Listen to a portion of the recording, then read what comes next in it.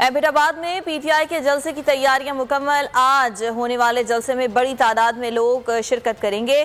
सूरत हाल वहां पर क्या है, तैयारियां कहां तक पहुंची हैं, एबटाबाद से हमारे नुमाइंदे सरदार राशिद खान हमें बताएंगे। जी राशिद, बताइएगा।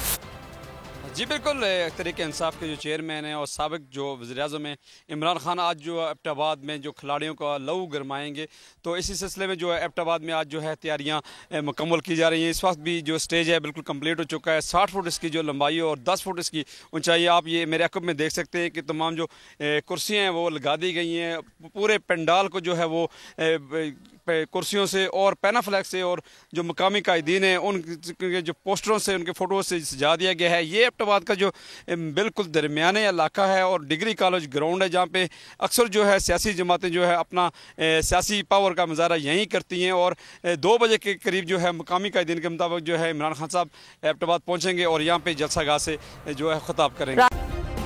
सब्सक्राइब करें और बेल दबाएं ताकि कोई खबर रह न जाए।